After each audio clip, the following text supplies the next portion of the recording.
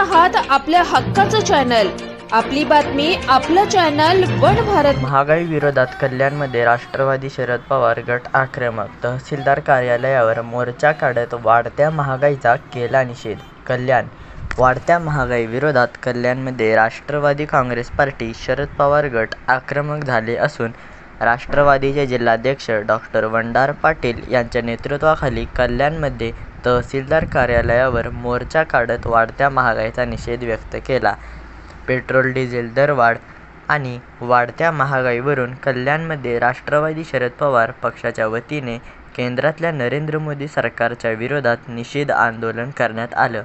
कल्याण पश्चिम येथील डॉ. बाबासाहेब आंबेडकर उद्यान ते तहसीलदार कार्यालयापर्यंत मोर्चा काढत तहसीलदार यांना निवेदन देण्यात आलं।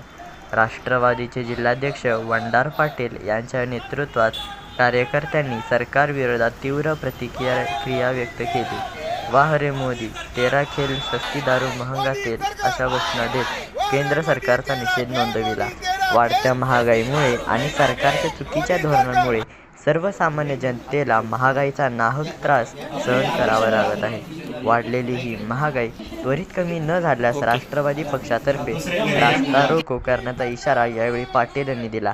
या आंदोलनात महिला जिल्हाध्यक्षा सारिका गायकवाड, पक्षाचे डोंबिवली शहराध्यक्ष भालचंद्र पाटील, युवक जिल्हाध्यक्ष राज जोशी, कल्याण पश्चिम विधानसभा कार्याध्यक्ष रुपेश थळे आदींसह इतर पदाधिकारी आणि कार्यकर्ते सहभागी झाले होते। महागाई विरोध आम्ही आज आंदोलन केलेलं आहे।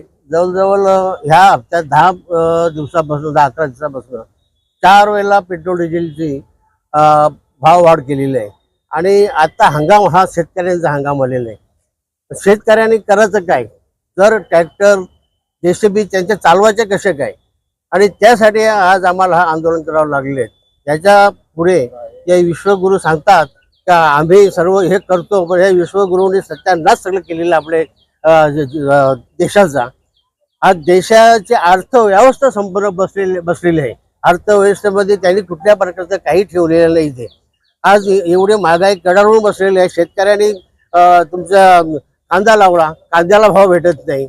उद्या शेतकऱ्यांनी संपूर्ण आंदोलन करून रस्त्यावर उतरतील आणि ज्या वेळेला चीन जशी अवस्था झाली तशी अवस्था आपल्या देशामध्ये येऊ नये।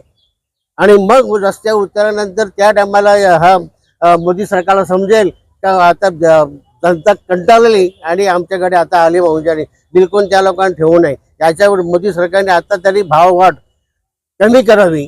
जर कमी केली नाही तर राष्ट्रवादी काँग्रेस पक्ष शरद पवार पक्षाच्या वतीने आम्ही रस्ता जाम करून आंदोलन करू, रस्ता जाम करून कोणाला जाऊन देणार नाही, अशी परिस्थिती आणून देऊ नये।